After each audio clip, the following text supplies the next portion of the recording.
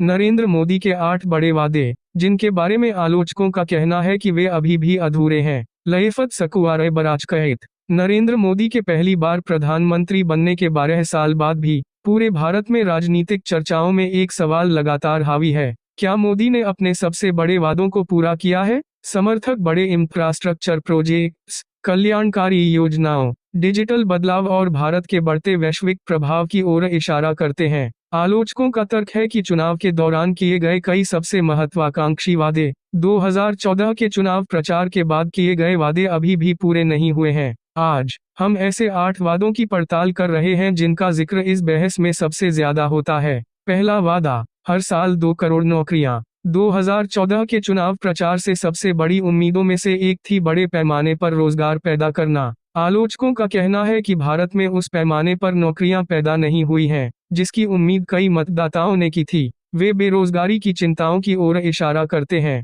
खासकर युवाओं के बीच। सरकार और उसके समर्थक इस बात से सहमत नहीं हैं। उनका तर्क है कि रोजगार को सिर्फ पारंपरिक वेतन वाली नौकरियों के आधार पर नहीं मापा जाना चाहिए, बल्कि स्टार्टअप की बढ़त, स्वरोजगार, ऐप रजिस्ट्रेशन और इंफ्रास्ट्रक्चर प्रोजेक्ट्स पर भी रोशनी डालनी चाहिए। यह बहस इसलिए जारी है क्योंकि दोनों पक्ष रोजगार को मापने के लिए अलग अलग तरीकों का इस्तेमाल करते हैं। दूसरा मुद्दा, काला धन वापस लाना। अभियान का एक और मुख्य विषय कथित तौर पर विदेशों में जमा काले धन को वापस लाना था। आलोचकों का तर्क है कि जिस बड़े पैमाने पर काला धन वापस आने की उम्मीद कई वोटरों को थी, वैसा कभी नहीं हुआ। समर्थकों का जवाब है कि सरकार ने छिपी हुई संपत्ति का पता लगाने के लिए काले धन के खिलाफ कानून, टैक्स सुधार और अंतर्राष्ट्रीय समझौते लागू किए हैं। क्या यह कदम मूल वादे को पूरा करने जैसा है? यह अभी भी राजनीतिक असहमति का विषय बना हुआ है। तीसरा मुद्दा, 15 लाख का विवाद।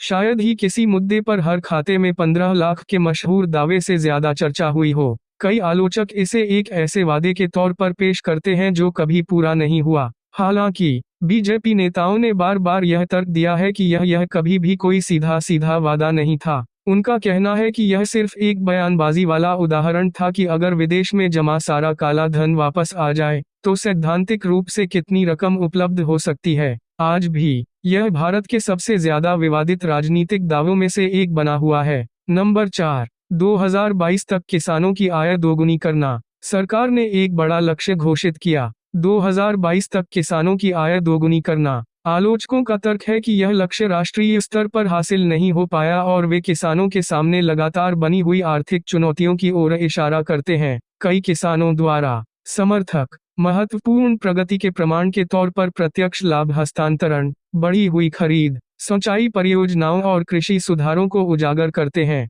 असहमति मुख्य रूप से इस बात पर केंद्रित है कि क्या मूल लक्ष्य पूरी तरह से हासिल किया गया था। नंबर 5, 100 स्मार्ट शहर। स्मार्ट सिटीज मिशन का उद्देश्य 100 भारतीय शहरों को बदलना था। हालांकि कई परियोजनाएं पूरी हो चुकी हैं। आलोचकों का तर्क है कि कई शहर अभी भी मूल दृष्टिकोण से पीछे हैं। समर्थकों का तर्क है कि शहरी इंफ्रास्ट्रक्चर में सुधार, डिजिटल गवर्नेंस सिस्टम और आधुनिकीकरण परियोजनाओं ने शहर की सेवाओं में काफी सुधार किया है। सवाल अब भी बना हुआ है, क्या नतीजे उम्मीदों के मुताबिक रहे? नंबर 6, अच्छे दिन आने वाले हैं। भारतीय राजनीति के सबसे ज्यादा पहचाने जाने वाले नारों में से एक बन गया, लेकिन खास नीतिगत लक्ष्यों के उलट अच्छे दिन बेहतर समय का एक व्यापक वादा था। समर्थक सड़कों, रेलवे, डिजिटल भुगतान, कल्याणकारी कार्यक्रम और इंफ्रास्ट्रक्चर का विकास। आलोचक महंगाई, बेरोजगारी और असमानता की ओर इशारा करते हैं। क्योंकि यह नारा अलग अलग तरह से समझा जा सकता था,